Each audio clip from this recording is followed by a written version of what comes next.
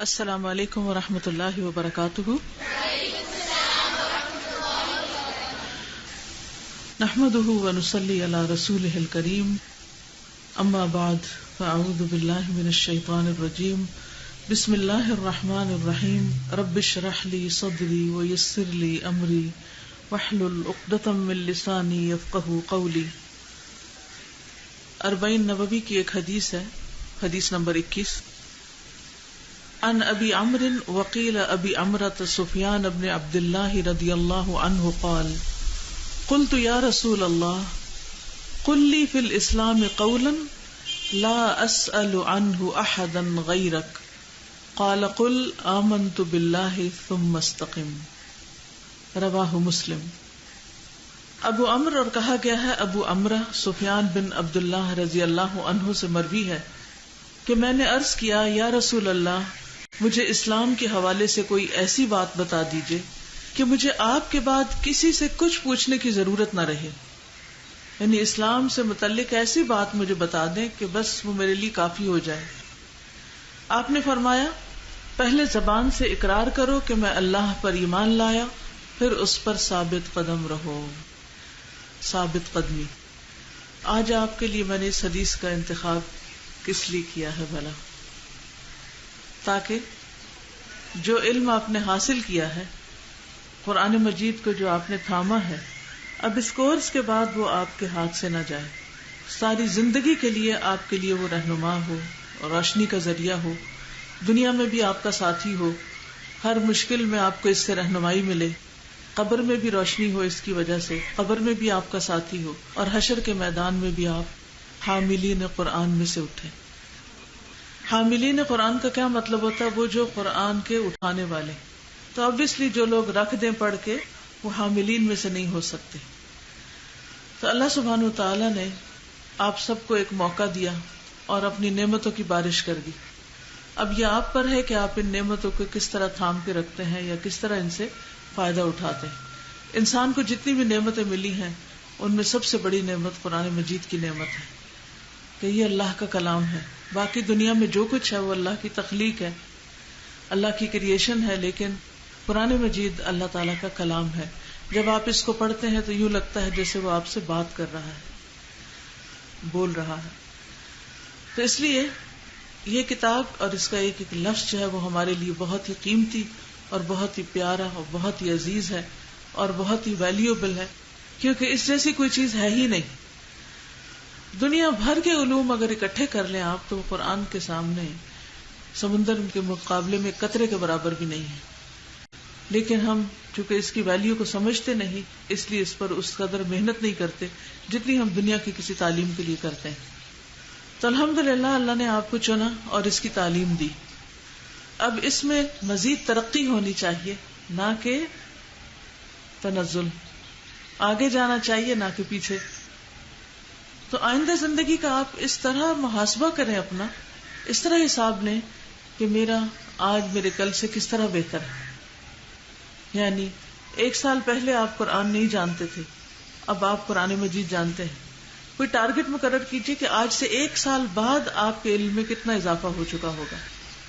کیونکہ نبی صلی اللہ علیہ وسلم کو اللہ سبحانہ وتعالیٰ نے جو تلقین کی وَقُلْ رَبِّ زِدْنِي عِلْمًا، اس سے ہمیں یہی پتہ چلتا ہے کہ ہمیں مسلسل اپنے علم کو زیادہ کرتے جانا ہے، اپنے علم میں اضافہ کرتے جانا ہے. اور اس کے لیے انسان کو محنت کرنی پڑتی، اور محنت سے پہلے اس کا شوق اور اس کی نیت اور اس کا ارادہ اور اس ارادے کی سچائی. تو الحمدللہ آپ کا ارادے سچے تھے تو اللہ نے آپ کو موقع دیا. اب آئندہ بھی اگر آپ کے ارادے سچے ہوں گے کہ میں نے اس کتاب کو تھام کے رکھنا ہے اور اس پر قائم رہنا ہے، تو انشاءاللہ اللہ تعالیٰ آئندہ بھی آپ کو مواقع دے گا. لیکن اگر اس کے پڑھنے کے بعد جس سے دنیا کمانا مقصود ہو، یا اس سے کوئی دنیاوی شہرت، یا دنیا میں لوگوں کے سامنے بہت پاک باز بننا، پائس کہلانا، یا اور کوئی اسی قسم کا گھٹیا مقصد ہو، تو پھر یہ ہمارے حق میں حجت نہیں ہوگی، کتاب ہمارے خلاف حجت ہوگی. تو اس لیے ہمیں اپنی نیت کو بھی درست کرنا ہے اور اس کے ساتھ ساتھ محنت کرنی ہے، کوشش کرنی ہے اور آگے بڑھنا ہے. تو آئیے اس حدیث کو ایک دفعہ عربی میں سنتے ہیں اور پھر اس کی وضاحت دیکھتے ہیں. قل آمنت باللہ ثم استقم عن أبي عمرو وقيل أبي عمرة سفيان بن عبد الله رضي الله عنه قال قلت يا رسول الله قل لي في الإسلام قولا لا أسأل عنه أحدا غيرك قال قل آمنت بالله ثم استقم. نبی صلی اللہ علیہ وسلم کی نصیحتیں، آپ کی باتیں کتنی مختصر لیکن کتنی جامع ہوتی تھی. یہ حدیث دیگر طرق سے بھی روایت ہوئی ہے. عبداللہ بن سفیان اپنے والد سے روایت کرتے ہیں، ایک شخص نے عرض کیا یا رسول اللہ صلی اللہ علیہ وسلم مجھے اسلام کے حوالے سے کوئی بات بتائیے کہ مجھے آپ کے بعد کسی سے پوچھنے کی ضرورت نہ رہے. تو آپ نے فرمایا پہلے زبان سے اقرار کرو کہ میں اللہ پر ایمان لایا، پھر اس پر ثابت قدم رہو. عرض کیا یا رسول اللہ صلی اللہ علیہ وسلم کس چیز سے بچوں؟ آپ نے ہاتھ سے اپنی زبان کی طرف اشارہ کیا اور فرمایا اس سے بچو، یعنی اپنی زبان کے غلط استعمال سے بچو، کیونکہ انسان زبان سے ایک بات نکالتا ہے اور وہ جہنم کی گہرائیوں میں جا پہنچتا ہے، یعنی بہت اس کا زوال یا تنزل ہو چکا ہوتا ہے. اب سوال یہ پیدا ہوتا ہے کہ اس میں کہا گیا کہ استقامت اختیار کرو، قل آمنت باللہ ثم استقم. تو استقامت کیا چیز ہوتی ہے، یعنی استقامت کا معنی کیا ہے؟ کیونکہ ایمان باللہ دل میں بھی ہوتا ہے، زبان سے بھی اقرار کرتے ہیں، اور پھر ہمارے اعضاء بھی اس کو عمل کی صورت میں ظاہر کرتے ہیں. استقم کا مطلب یہ ہے کہ جو تمہاری زبان نے بولا ہے کہ میں اللہ کو مانتا ہوں، پھر وہ تمہاری زبان پر بھی ہو، تمہارے دل میں بھی جڑ پکڑی بھی ہو اس نے، اور تمہاری عملی زندگی میں بھی وہ چیز نظر آئے کہ واقعی تم ان لوگوں میں سے ہو کہ ان الذین قالوا ربنا اللہ ثم استقاموا، کہ بے شک وہ لوگ جنہوں نے کہا کہ اللہ ہمارا رب ہے، پھر اس پر استقامت اختیار کی، تو ان کو کیا ملے گا؟ تتنزل علیہم الملائکہ، ان پر فرشتے اترتے ہیں، ان کو اللہ سبحانہ وتعالیٰ کی تائید حاصل ہوتی. تو استقامت کا مطلب یہ ہے کہ انسان اپنے دل، زبان، عمل کے ساتھ اس بات کی گواہی دے کہ واقعی وہ اللہ کو مانتا ہے اور اللہ سے محبت کرتا ہے اور اللہ ہی کا بندہ ہے اور اللہ ہی کا عبد ہے اور اللہ ہی کی عبادت کرتا ہے. اور عبادت کے لیے بھی آپ کو معلوم ہے کہ دو چیزیں شرط ہیں، ان میں سے ایک تو اخلاص ہے اور دوسرے اطاعت ہے، یعنی انسان اپنی نیت بھی اللہ کے لیے خالص کرے اور پھر اس کے ساتھ ساتھ اللہ تعالی کی بات بھی مانے.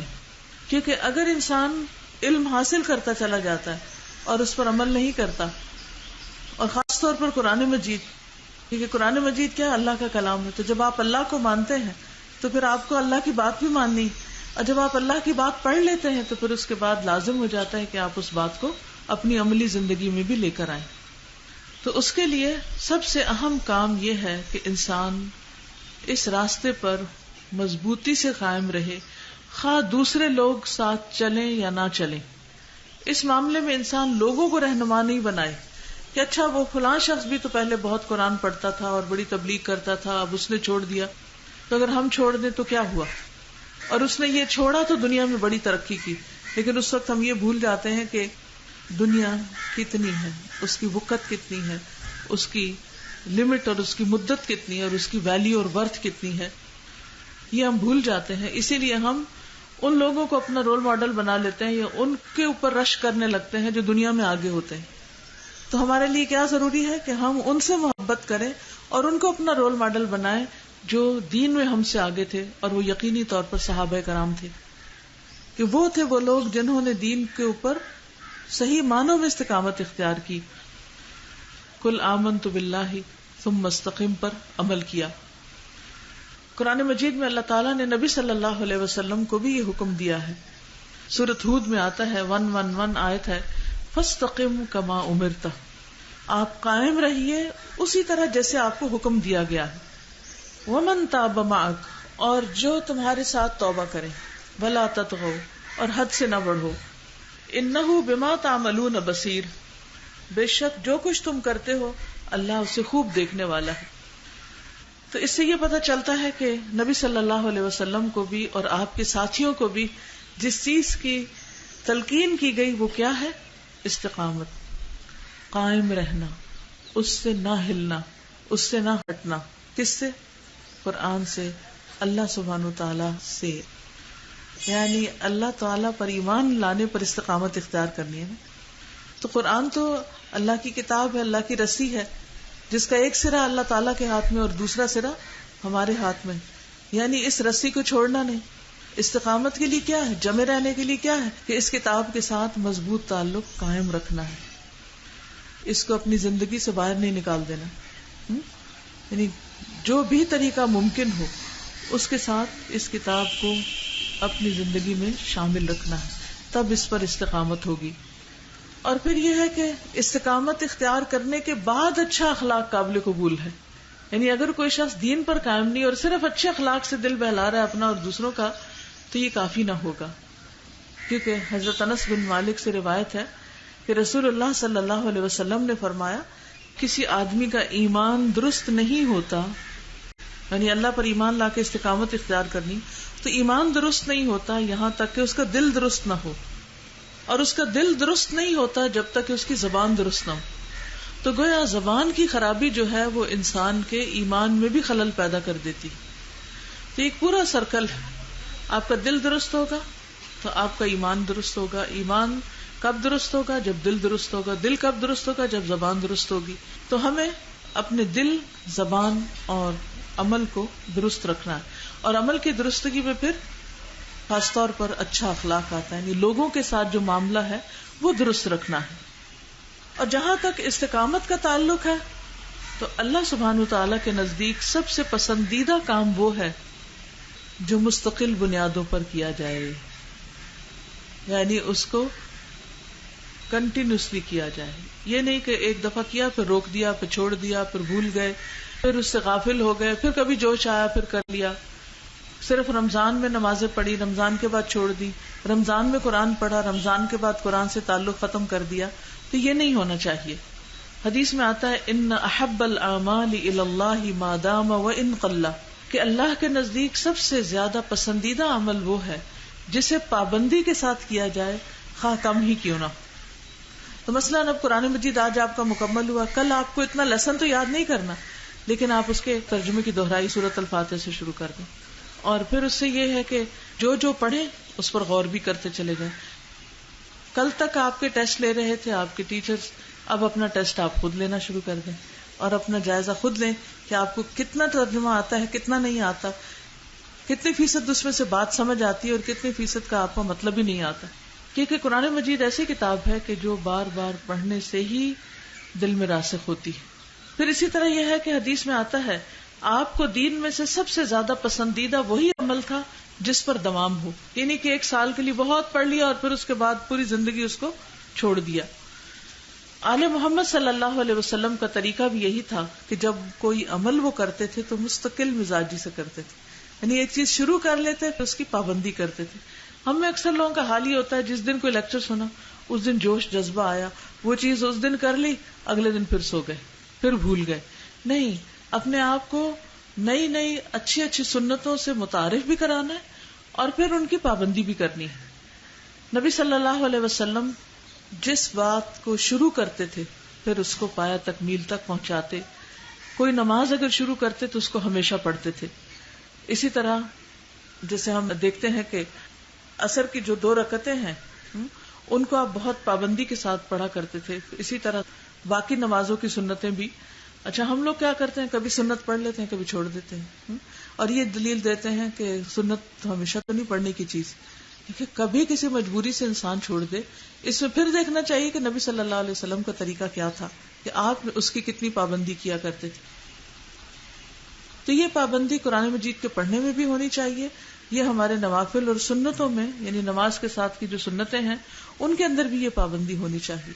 اور پورے دین میں ایک طرح سے ہماری استقامت ہونی چاہیے، کیونکہ وَلَا تَمُوتُنَّ إِلَّا وَأَنْتُمْ مُسْلِمُونَ، کہ تمہیں موت نہ آئے مگر اس حال میں کہ تم مسلمان ہو، یعنی اللہ کی فرما برداری کے کام کر رہے ہو، اچھے اچھے کام کر رہے ہو. پھر اسی طرح ایک رسول اللہ صلی اللہ علیہ وسلم نے یہ فرمایا، تم میں سے جو شخص یہ چاہتا ہے کہ اسے جہنم کی آگ سے بچا لیا جائے اور وہ جنت میں داخل ہو جائے، اور یہی بڑی کامیابی ہے نا، تو اسے اس حال میں موت آنی چاہیے کہ وہ اللہ اور یوم آخرت پر ایمان رکھتا ہو اور لوگوں کو وہ دے جو خود لینا پسند کرتا ہو، یعنی جو چیز اس کی اپنی پسند کی، اور یہی اچھے اخلاق کی علامت ہے۔ اور اگر ہماری زندگی میں صرف اتنی یہ چھوٹی سی نصیحت ہے آپ کی، اگر یہ آ جائے تو ہمارے آس پاس کے سارے جھگڑے، فتنے، فساد سب کچھ ختم ہو جائے، اور یہ ایمان کی علامت ہے، یہ کوئی معمولی بات نہیں ہے۔ تو اگر ہم لوگوں کا لحاظ ہی نہیں رکھتے، لوگوں کے ساتھ ادب سے پیش ہی نہیں آتے، لوگوں کا احترام نہیں کرتے، لوگوں کی تکلیف کا خیال نہیں کرتے، تو پھر ہمارا ایمان ادھورا ہے، اور اگر ایمان ادھورا ہے تو پھر نیکی کی طرف مزید آگے بڑھنے کی توفیق مشکل ہی ہوتی۔ پھر اسی طرح یہ ہے کہ استقامت اختیار کرنے کے لیے کچھ کام کرنے کی ضرورت ہے۔ سب سے پہلی بات تو یہ ہے کہ انسان صراط مستقیم کو پہچانے کہ صحیح ہے کیا، اور وہ ہمیں کہاں سے پتہ چلتا ہے؟ اللہ کی کتاب سے۔ پھر اس کے بعد یہ ہے کہ استقامت اختیار کرنے کی چیزوں میں سب سے پہلی چیز اللہ سبحانہ وتعالیٰ کی وحدانیت کو ماننا ہے، یعنی اس کے ساتھ شرک نہ کرنا، خواہ کسی کو جان سے مار دیا جائے لیکن وہ شرک نہ کرے۔ پھر اسی طرح اپنے لیے واضح کرائیٹیریا بنانا کہ صحیح راستہ پانے کے لیے رسول اللہ صلی اللہ علیہ وسلم کا طریقہ سب سے بہترین طریقہ ہے، اور اس میں ہم جب تک قرآن و سنت سے جڑے رہیں گے انشاءاللہ سیدھے راستے پر رہیں گے، اور جب سیدھا راستہ مل جائے گا اور اس پر چلنا شروع کر دیں گے تو انشاءاللہ استقامت بھی نصیب ہوگی۔ پھر استقامت کے لیے ضروری ہے علم حاصل کرتے رہنا، کیونکہ من سلک طریقا یلتمس فیہ علما سہل اللہ لہ طریقا الی الجنہ، جو ایسے راستے پر چلا کہ وہ علم تلاش کرتا ہے تو اللہ تعالیٰ اس کے لیے جنت کا راستہ آسان کر دیتے ہیں۔ تو پھر استقامت کے لیے کیا ضروری ہے کہ اللہ کے راستے پہ چلتے رہیں۔ اللہ کے راستے پر کیسے چلنا ہے؟ علم حاصل کرتے رہنا۔ پھر اسی طرح جماعت سے جڑے رہنا، یعنی آج تک آپ کے جو ساتھی تھے جن کے ساتھ مل کر آپ نے قرآن پڑھا، یہ نہیں کہ کل ان کو بالکل ہی بھول جائیں، ایک دوسرے کی خبر گیری رکھیں، ایک دوسرے کے حال احوال معلوم کرتے رہیں، یعنی فرینڈز فار لائف ہونا چاہیے۔ یہ نہیں کہ چلیں بس وہ اتفاق سے ہم اکٹھے ہو گئے تھے ایک بیچ میں اور اس کے بعد سب اپنے اپنے گھروں کو گئے، شادیاں ہوئی، بچے ہوئے، فیملی ہے، اپنی دعوتیں ہیں اور سیر و تفریح ہے، بس اپنی نئی زندگی ہے، بس یہی دنیا میں جنت مل گئی اور اب کافی ہے۔ نہیں، مومن آخرت کے لیے جیتا ہے، اور جب آخرت کے لیے جیتا ہے تو پھر اس کی کچھ پرائرٹیز ہوتی ہیں کہ جن کے ساتھ وہ اپنے مقصد کی تکمیل کرتا ہے، اور ان میں سے ایک یہ ہے کہ انسان ان راستوں پر چلتا رہتا ہے اور ان ساتھیوں کو ساتھ لے کے چلتا ہے کہ جو اس کے ایمان میں اضافے کا باعث بنتے ہیں۔ یعنی ایسے لوگوں کی دوستی نہایت ضروری ہے جو آپ کے ایمان کے ساتھی ہوں۔ یعنی ایمان پہ قائم رہنے کے لیے کیا ضروری ہے؟ ایمان کے ساتھیوں کا ہونا۔ اگر وہ آپ کی زندگی سے نکل جائیں گے تو آپ ایمان پہ قائم نہیں رہ سکیں گے۔ اللہ کی خاطر دوستی کا اتنا بڑا اجر ہے کہ قیامت کے دن جب سورج سوا نیزے کے قریب آ جائے گا اور ہر شخص پسینے میں ڈوبا ہوا ہوگا، اس وقت ایسے لوگوں کو عرش کا سایہ نصیب ہوگا۔ کس قدر خوبصورت بات اور کتنا خوبصورت مقام ہے۔ یعنی اس وقت بھی دنیا میں جب تپتی دھوپ میں ہم ہوتے ہیں تو دل چاہتا ہے کوئی چھوٹا سا بھی درخت ہو تو اس کے سائے میں راستے میں رک جائیں، یعنی پیدل چلنا پڑے کسی گلی میں اگر دوپہر کے وقت تو چھوٹا سا سایہ، حتیٰ کہ آپ دیکھیں گے کچھ لوگ دیواروں کے ساتھ لگ لگ کے چل رہے ہوتے ہیں کیونکہ دیوار کا سایہ ان پہ پڑ رہا ہوتا ہے۔ تو دنیا میں ایک چھوٹے سے سائے کی بھی ہم قدر کرتے ہیں، تو قیامت کے دن جب کہ سخت گرمی کا دن ہوگا اور پریشانی کا دن ہوگا، کیا آپ نہیں چاہیں گے کہ اس دن آپ کو کیا نہ ملے؟ عرش کا سایہ۔ عرش کا سایہ، ایک ٹینٹ کا سایہ بھی اچھا لگتا ہے دھوپ میں، تو عرش کا سایہ تو کتنا ٹھنڈا ہوگا، کتنا پیارا ہوگا۔ اور وہ کیسے ملتا ہے؟ اللہ کی خاطر دوستی اور محبت سے۔ اور یہ دوستی مفت میں نہیں مل جاتی، اس کے لیے بہت کچھ برداشت کرنا پڑتا ہے، اس کے لیے ایک دوسرے کو ٹالریٹ کرنا پڑتا ہے، کیونکہ جب آپ اللہ کے لیے محبت کرتے ہیں تو پھر بڑے بڑے قصور معاف کر جاتے ہیں، کیونکہ آپ کے لیے محبت کی ایک ہی بنیاد کافی ہے کہ یہ شخص اللہ کے لیے گھر سے نکل کے یہاں آیا ہے، یہ اللہ کی خاطر نکلا ہے، یہ اللہ کی خاطر علم حاصل کر رہا ہے، اس میں 100 غلطیاں ہوں گی، اور اسی لیے تو آیا کہ اس کی غلطیاں ٹھیک ہو، ورنہ تو وہ آئی کیوں؟ تو غلطیاں بھی وقت کے ساتھ ساتھ ٹھیک ہو جائیں گی، وہ اچھا بھی ہو جائے گا، ابھی درگزر کرنے کی ضرورت۔ نبی صلی اللہ علیہ وسلم کس قدر غلطیوں کو معاف کر دیا کرتے تھے، اور کس قدر اپنے ساتھیوں سے محبت کرتے تھے کہ ہر شخص یہ سمجھتا تھا کہ آپ سب سے زیادہ اس سے محبت کرتے ہیں۔ آج کیا ہمارے ساتھی بھی ہمیں یہ سمجھتے؟ ہم اپنے آپ کو یہاں رکھ کے دیکھیں، کیا ہمارے ساتھی ہم سے محبت کرتے؟ اور اگر ہمارے ساتھی ہم سے محبت نہیں کرتے تو ہم خسارے میں ہیں، چاہے ہم اپنے زوم میں بڑے ہی اچھے کیوں نہ ہو اور بڑے ٹیلنٹڈ کیوں نہ ہو، خسارے میں ہیں، اور وہاں عرش کے سائے سے محرومی ہو سکتی ہے اگر اللہ کی خاطر محبت کامیاب۔ تو اللہ کی خاطر محبت صرف سلیکٹڈ لوگوں سے نہیں ہوتی کہ اچھا ہاں یہ مجھے اچھا لگتا ہے کیونکہ اس کی بھویں بڑی خوبصورت ہیں تو چلو اس سے دوستی کر لیتے ہیں۔ یہ اللہ کی خاطر دوستی نہیں ہے۔ اللہ کی خاطر دوستی ہر اس شخص سے جو اللہ کے لیے آپ کو ملتا ہے، آپ کا اور اس کا کوئی خونی رشتہ نہیں، سوائے اس کے کہ وہ دین میں آپ کا مددگار ہے، یا وہ بھی دین کے کام کے لیے نکلا اور آپ بھی دین کے کام کے لیے نکلے۔ دیٹس اٹ، یہی معیار کافی۔ پھر چاہے وہ خامیوں سے بھرا ہوا یا خوبیوں سے بھرا ہوا، اس میں کیا کمال کی بات ہے کہ جو آپ کے ساتھ اچھے ہیں آپ ان کے ساتھ اچھے ہیں۔ بات تو یہ ہے نا کہ جو آپ کے ساتھ اچھے نہیں، پھر آپ ان کے ساتھ اچھے ہو کر دکھائیں۔ تو جماعت سے جڑے رہنا جو ہے، اچھے دوستوں سے جڑے رہنا جو ہے، یہ استقامت کا ذریعہ ہے۔ ہاں؟ اب آپ دیکھیں کہ یہ جتنے بھی ٹینٹ ہیں، جتنا بڑی چھت ہے، یہ کس کے سہارے کھڑی ہے؟ ان پلرز کے نا۔ اگر یہ ہٹا دی جائے تو یہ سب نیچے آ گرے۔ تو کسی بھی چیز کو قائم رہنے کے لیے پکڑنے کو کوئی چیز چاہیے۔ تو اللہ کی خاطر دوست جو ہوتے ہیں وہ انسان کو گرنے سے بچاتے ہیں، پھسلنے سے بچاتے ہیں، پکڑتے ہیں اور سیدھے رستے پر رکھنے کی کوشش کرتے ہیں۔ نبی صلی اللہ علیہ وسلم نے فرمایا شیطان اس کے ساتھ ہے جو جماعت سے علیحدہ ہو، وہ اس کو ایڑی مار کے بھگاتا ہے، یعنی بہت دور لے جاتا ہے، اپنے ساتھ لے جاتا ہے، اپنے رستے پہ چلا دیتا ہے۔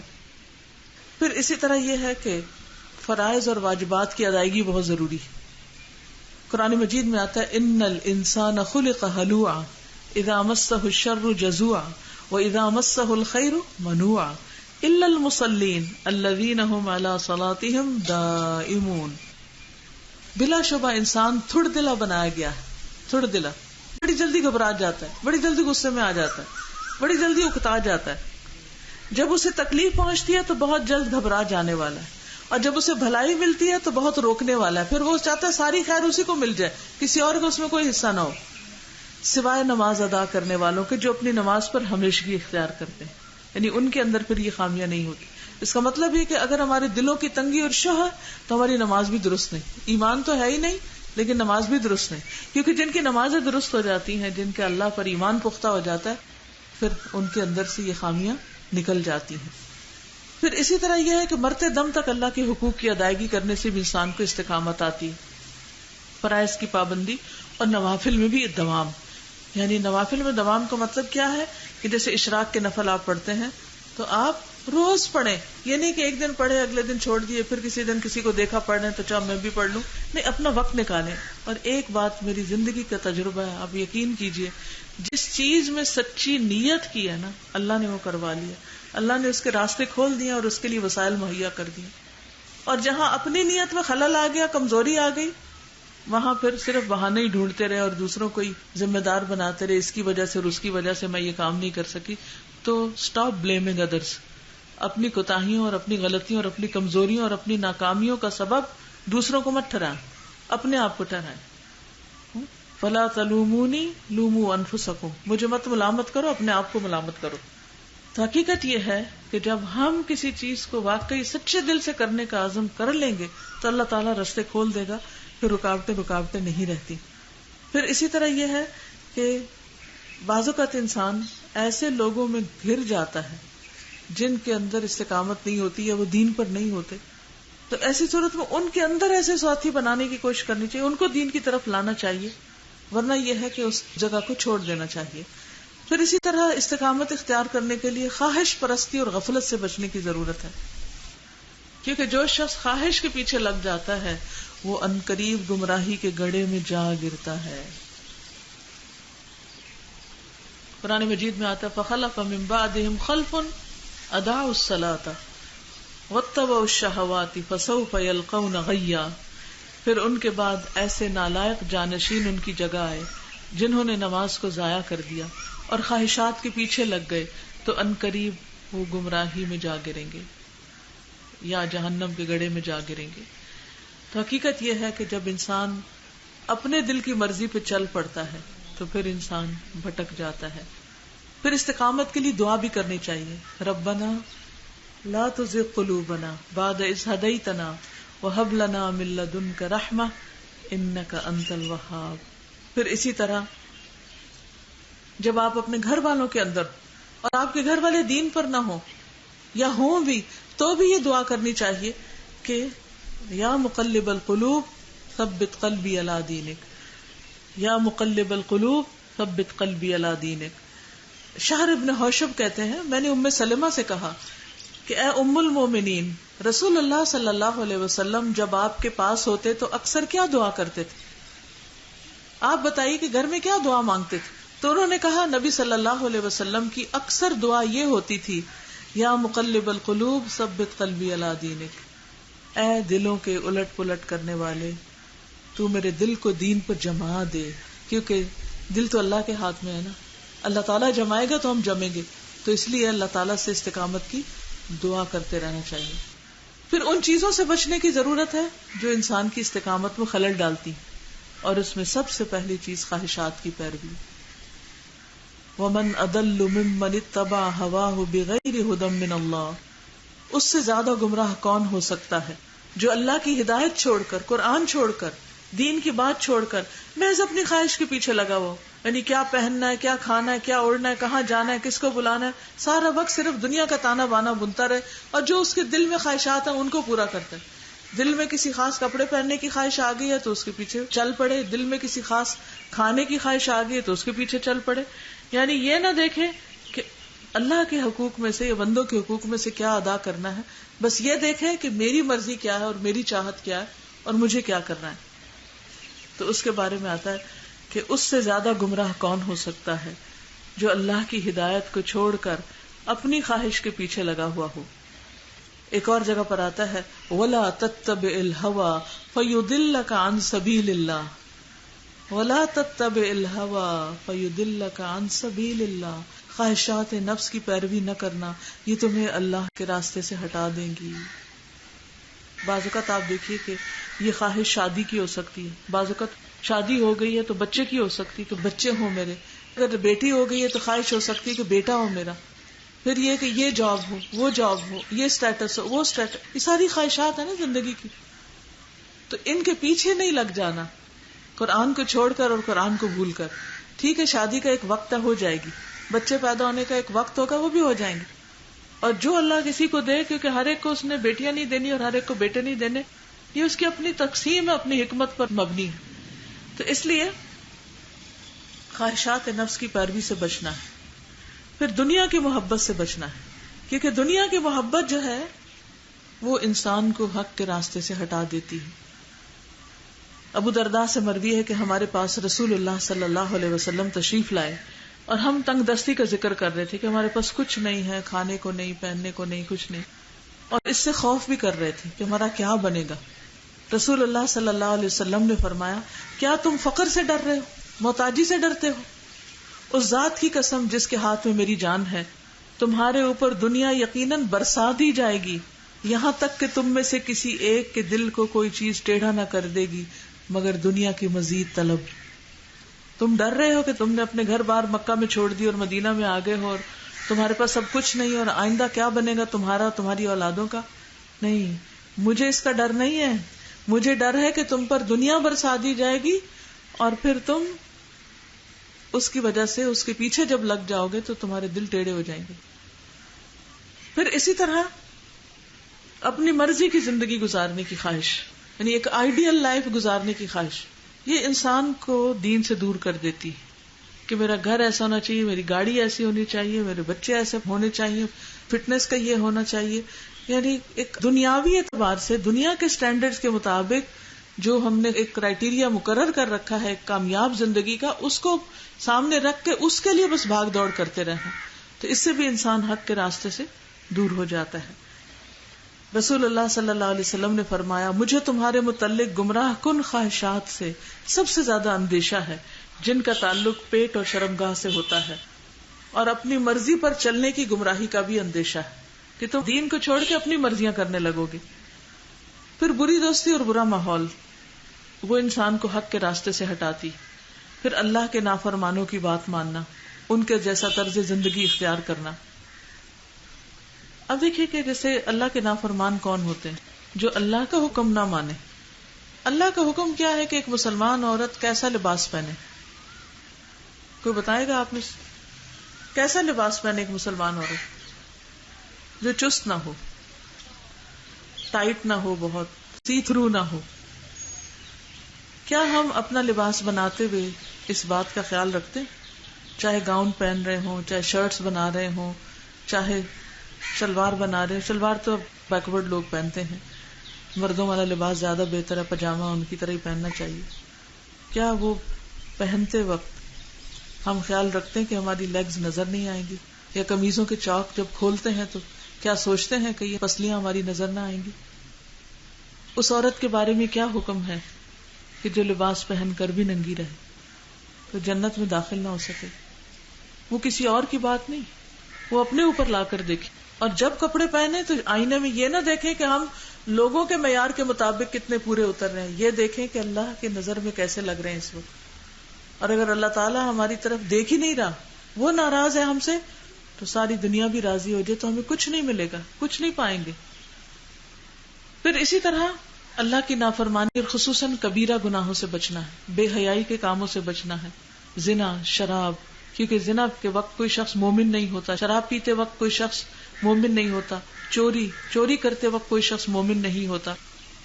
پھر اسی طرح منافقت، دوہرے معیار، دل میں کچھ، زبان پہ کچھ، اندر کچھ، باہر کچھ، کہیں کچھ کہیں کچھ۔ دین کی مجلس میں حاضر ہوئے تو اپنے آپ کو خوب ڈھک لیا، اور جب وہاں سے نکلے کسی دنیا کی محفل میں گئے تو ویسے بن گئے۔ کہ یہ ڈبل سٹینڈرڈز ہیں، یہ دو رخی پالیسی ہے۔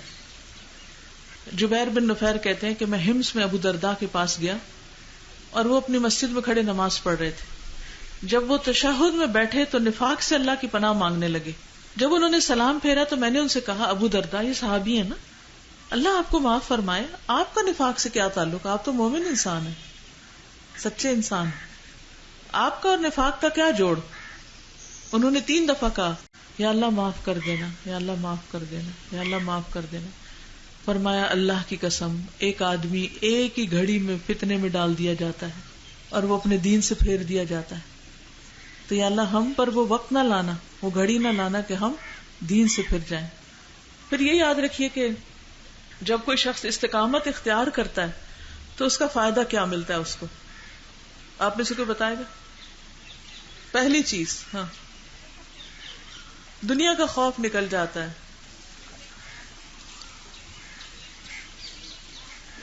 ٹھیک ہے، فرشتے اس کے مددگار بن جاتے ہیں، اللہ تعالیٰ فرشتوں سے مدد دیتا ہے۔ ان الذین قالوا ربنا اللہ ثم استقاموا تتنزل علیہم الملائکۃ الا تخافوا ولا تحزنوا۔ اس کی زندگی سے خوف اور غم نکل جاتا ہے۔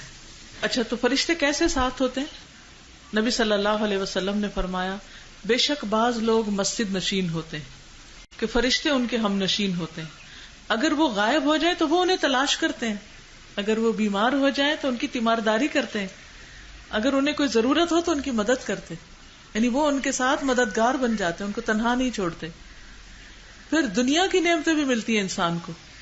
وَأَن لَّوِ اسْتَقَامُوا عَلَى الطَّرِيقَةِ لَأَسْقَيْنَاهُم مَّاءً غَدَقًا، اور یہ وحی کی گئی کہ اگر وہ سیدھے راستے پر قائم رہتے تو ہم انہیں ضرور بہت وافر پانی پلاتے، یعنی دنیا کی نعمتیں اور دنیا کا مال اور دنیا کی ترقی، یعنی دین پر استقامت کا یہ فائدہ ہوتا ہے۔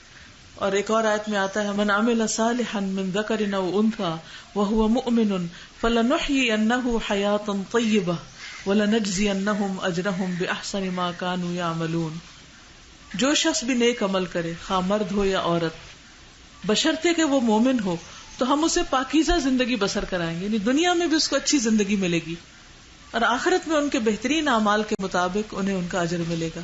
یعنی دنیا میں بھی انسان بہت سے گناہوں سے بچے گا، اور بہت سی نعمتوں کو پالے گا. بس صرف یہ کہ کسی بھی حال میں دین کو نہیں چھوڑنا. پھر اسی طرح اس استقامت کا فائدہ قبر میں بھی ہے. کیا؟ قبر کے سوالوں کے جواب آئیں گے. یثبت اللہ الذین آمنوا بالقول الثابت فی الحیات الدنیا وفی الآخرہ. اللہ ثابت بات کے ذریعے دنیا کی زندگی میں بھی اور آخرت میں یعنی قبر میں بھی انسان کو استقامت دے گا. جب فرشتے پوچھیں گے تو وہ گھبرائے گا نہیں، ان سوالوں کے جواب آسانی سے دے سکے گا. پھر ہم دیکھتے ہیں کہ دنیا میں ایمان پر استقامت اختیار کرنے والوں کی کچھ مثالیں ہیں، جن میں سب سے بڑی مثال حضرت ابراہیم علیہ السلام کی ہے کہ ان کو آگ میں پھینکا گیا، تب بھی انہوں نے کلمہ توحید نہیں چھوڑا اور کیا کہا؟ حسبنا اللہ و نعم الوکیل. خواتین میں سے کوئی مثال دیں. شاباش، حضرت آسیہ. ابو ہریرہ رضی اللہ عنہ کہتے ہیں فرعون نے اپنی بیوی کے لیے 2 ہاتھوں اور 2 پاؤں کے لیے 4 میخیں منگوائیں، کیل، نیلز، اور وہ گاڑی ٹھوکی، کیل ٹھوکے ان کے ہاتھوں میں حضرت آسیہ کے، اور ان کو اسی طرح لٹکا دیا. تو جب وہ فرعونی ان سے الگ ہوتے تو فرشتے ان پر سایہ کر لیتے. انہوں نے کہا اے میرے رب، میرے لیے جنت میں اپنے پاس گھر بنا دے اور مجھے فرعون اور اس کے عمل سے نجات دے اور مجھے ظالم لوگوں سے چھٹکارا دے. تو اللہ تعالیٰ نے جنت میں ان کے گھر سے پردہ ہٹا کر انہیں دنیا میں ان کو جنت کا گھر دکھا دیا. یہ ان کی استقامت کی جزا تھی ان کے لیے. تو ایک انسان جب اللہ کے راستے پر جم جاتا ہے تو اللہ سبحانہ وتعالیٰ اسے دنیا میں بھی اچھی بشارتیں دے دیتا ہے، اچھی خوشخبریاں مل جاتی ہیں. اور کون تھے استقامت اختیار کرنے والے؟ صحابہ میں سے بتائیے کوئی. شاباش، حضرت بلال رضی اللہ تعالیٰ عنہ. انہیں لوہے کی زرہ پہنائی جاتی، انہیں دھوپ میں لٹایا جاتا، ان کے اوپر آج کل دھوپ ہے نا اور گرمی، تو آپ سوچئے کہ تپتی ہوئی ریت لے کے اوپر رکھ دے یا گرم پتھر کو سینے پہ رکھ دے تو انسان کا حال کیا ہوگا. لیکن اس کے باوجود وہ عہد کرتے. پھر اسی طرح ایک قوم کی استقامت کی داستان قرآن مجید میں ملتی. کون ہے وہ؟ شاباش، اصحاب الاخدود. ان کے لیے ٹرنچز یعنی خندقیں کھدوائی گئی تھی اور ان میں آگ بھر دی گئی تھی اور اس میں ان کو پھینکا جا رہا تھا، پھر بھی وہ نہیں باز آئے. انہوں نے لا الہ الا اللہ کہنا نہیں چھوڑا. اللہ تعالیٰ نے ہمیں کتنے امن میں رکھا ہوا ہے اور اتنی آسانیوں کے ساتھ ہمیں کہا گیا کہ ہم دین پر قائم رہیں، اور پھر بھی ہم اس کو مشکل سمجھتے ہیں. تو پچھلے لوگوں کی آزمائشیں بہت بڑی بڑی تھی، ہماری آزمائشیں کچھ بھی نہیں ہیں، لیکن پھر بھی وہ دین پر قائم رہے. اور جو شخص استقامت اختیار نہیں کرتا پھر اس کا انجام کیا ہوتا ہے، یہ بھی تو دیکھ لینا چاہیے نا کہ کرنے کا فائدہ کیا ہے اور کس کس نے کیا اور کیسے کیسے استقامت کی، اور جنہوں نے نہیں کیا پھر ان کا حال کیا ہوا. سب سے پہلی بات تو یہ ہے کہ انسان آہستہ آہستہ دین سے ہی نکل جاتا ہے، یعنی پھر نمازیں چھوٹنے لگتی ہیں، فرائض چھوٹنے لگتے ہیں، اچھے کام چھوٹنے لگتے ہیں، صبح دیر سے اٹھے، اپنی ذمہ داریوں سے انسان غفلت برتنے لگتا ہے، اور اس طرح دین کو خیر بات کہہ دیتا ہے، اور پھر انسان جانور سے بھی بدتر ہو جاتا ہے. قرآن مجید میں کسی کی مثال کتے سے دی گئی ہے، وہ کون ہے؟ تو سوچئے کہ یہ کوئی معمولی بات نہیں ہے. سورۃ الاعراف 175 176 میں اللہ تعالیٰ فرماتے ہیں وَاتْلُ عَلَيْهِمْ نَبَأَ الَّذِي آتَيْنَاهُ آيَاتِنَا فَانْسَلَخَ مِنْهَا فَأَتْبَعَهُ الشَّيْطَانُ فَكَانَ مِنَ الْغَاوِينَ وَلَوْ شِئْنَا لَرَفَعْنَاهُ بِهَا وَلَكِنَّهُ أَخْلَدَ إِلَى الْأَرْضِ وَاتَّبَعَ هَوَاهُ فَمَثَلُهُ كَمَثَلِ الْكَلْبِ إِنْ تَحْمِلْ عَلَيْهِ يَلْهَثْ أَوْ تَتْرُكْهُ يَلْهَث ذَلِكَ مَثَلُ الْقَوْمِ الَّذِينَ كَذَّبُوا بِآيَاتِنَا فَاقْصُصِ الْقَصَصَ لَعَلَّهُمْ يَتَفَكَّرُونَ. اور انہیں اس شخص کا حال سناؤ جسے ہم نے اپنی آیات عطا کی تھی. آیات کس کو کہتے ہیں؟ قرآن کو، اللہ کی کتاب. ہم نے اس کو اپنی آیات دی تھی. آپ کو ملی؟ اس کو بھی ملی تھی، لیکن وہ ان سے صاف نکل گیا، ان کی پابندی سے بھاگ گیا، تو شیطان اس کے پیچھے پڑ گیا، چنانچہ وہ گمراہ ہو گیا. اور اگر ہم چاہتے تو اسے ان کے ذریعے بلند کر دیتے، نہیں قرآن کے ذریعے بلندی ملتی، مگر وہ تو زمین سے چمٹ گیا اور اپنی خواہش کے پیچھے لگ گیا. اس کی مثال کتے کی سی ہے، اگر تو اس پر حملہ کرے تو بھی ہانپتا، نہ کرے تو بھی ہانپتا ہے. یہ ان لوگوں کی مثال ہے جنہوں نے ہماری آیات کو جھٹلا دیا. ایسے قصے بیان کرتے رہو شاید یہ لوگ غور و فکر کریں. یعنی اللہ تعالیٰ نے اس کا حکم دیا نبی صلی اللہ علیہ وسلم کو کہ لوگوں کو یہ مثالیں، یہ واقعات، یہ حقیقی زندگی کی کہانیاں بتاتے رہیں، شاید کہ وہ غور و فکر کریں اور دین سے دور نہ جائیں. یہ تو ہے دنیا میں انجام. موت کے وقت کیا ہوتا ہے؟ جو لوگ دین پر استقامت اختیار نہیں کرتے، موت کے وقت ان کا حشر کیا ہوتا ہے؟ کلمے کی توفیق نہیں ہوتی اور فرشتے سختی سے روح کھینچتے، مارتے ہیں ان کو. موت کے وقت ان کی پٹائی شروع ہو جاتی. ان الذین توفاہم الملائکۃ ظالمی انفسہم قالوا فیما کنتم قالوا کنا مستضعفین فی الارض قالوا الم تکن ارض اللہ واسعۃ فتہاجروا فیہا فاولئک مأواہم جہنم وساءت مصیرا. بے شک وہ لوگ جنہیں فرشتے اس حال میں قبض کرتے ہیں کہ وہ اپنی جانوں پر ظلم کرنے والے ہوتے ہیں، کہتے ہیں تم کس کام میں تھے؟ وہ کہتے ہیں ہم اس سرزمین میں نہایت کمزور تھے. وہ کہتے ہیں کہ اللہ کی زمین وسیع نہ تھی کہ تم اس میں ہجرت کر جاتے؟ تو یہ وہ لوگ ہیں جن کا ٹھکانہ جہنم ہے اور وہ لوٹنے کی بری جگہ ہے. یعنی فرشتے جب انہیں ماریں گے تو ان سے بات بھی کریں گے، ہم نہیں سنتے وہ بات، لیکن وہ ان سے بول رہے ہوتے ہیں. وہ پوچھتے کہ تم کیوں نہیں اللہ کے حکم پہ عمل کر رہے تھے؟ تو کہتے ہیں ہم بڑے ویک تھے، ہمارے اوپر بہت پریشرز تھے، ہم وہ پریشرز نہیں لے پا رہے تھے، تو ہم پھر جو لوگ کر رہے تھے وہی کرنا شروع ہو گئے. تو کہیں گے کہ اللہ کی زمین وسیع نہ تھی، ہجرت کر جاتے، تم ان لوگوں کو چھوڑ کر نیک لوگوں کے ساتھ جا ملتے. تو اس کے بعد یہ ہے کہ قیامت تک انسان کو مسلسل قبر میں بھی عذاب ہے. جو قرآن پڑھ کر بھلا دے اور غافل ہو جائے. آپ صلی اللہ علیہ وسلم نے فرمایا میں نے آج رات ایک خواب دیکھا کہ 2 آدمی میرے پاس آئے، انہوں نے میرے ہاتھ تھام لیے اور مجھے ارض مقدس کی طرف لے گئے. چنانچہ ہم آگے بڑھے تو ایک ایسے شخص کے پاس آئے جو سر کے بل لیٹا ہوا تھا. یعنی فرشتے نبی صلی اللہ علیہ وسلم کو لے کر گئے کہ آپ نے ایک شخص کو دیکھا جو سر کے بل لیٹا ہوا تھا، اور دوسرا شخص ایک بڑا سا پتھر لے کر اس کے سر کے پاس کھڑا تھا، اور اس پتھر سے وہ لیٹے ہوئے شخص کے سر کو کچل دیتا تھا. جب وہ پتھر مارتا تو پتھر سر پہ لگتا اور دور چلا جاتا پتھر. وہ جب تک واپس لے کے آتا سر دوبارہ ٹھیک ہو جاتا، پھر وہ مارتا، پھر پھٹتا، پھر مارتا، پھر پھٹتا. میں نے پوچھا یہ کون ہے؟ بتایا گیا جس شخص کو آپ نے دیکھا کہ اس کا سر کچلا جا رہا ہے وہ ایک ایسا انسان تھا جسے اللہ تعالیٰ نے قرآن کا علم دیا، لیکن وہ رات کو پڑا سوتا رہتا اور دن میں اس پر عمل نہیں کرتا تھا. یعنی غفلت کی زندگی بسر کی. اسے یہ عذاب قیامت تک ہوتا رہے گا. اور ایک روایت میں آتا ہے وہ قرآن کا حافظ تھا مگر وہ قرآن سے غافل ہو گیا اور فرض نماز پڑھے بغیر سو جاتا تھا. تو جو لوگ قرآن حفظ کر کے، قرآن کے ترجمے یاد کر کے پھر ان کو بھلا دیں اور غافل ہو جائیں تو یہ ان کا انجام ہوتا ہے. تو اس لیے بہت ضروری ہے کہ انسان اس دین کو تھام کے رکھے، پکڑ کے رکھے، تاکہ قیامت تک انسان کو فائدے ہی فائدے پہنچتے رہیں. اس حدیث سے کیا کیا باتیں پتہ چلتی ہیں؟ اگر حدیث کے شروع سے اگر آپ دیکھیں، حدیث کیا کہتی ہے؟ ایک صحابی نے آ کے کہا مجھے ایسی بات بتائیں کہ اس کے بعد مجھے کچھ پوچھنے کی ضرورت نہ رہے. تو اس سے پتہ چلتا ہے کہ صحابہ میں سیکھنے کا بہت شوق تھا اور بہت جینون سوال کرتے تھے کہ مجھے عمل کی بات بتائیں، ایسی بات پتہ چلے کہ پھر میں اس پہ لگ جاؤں، وہ کام کر لوں.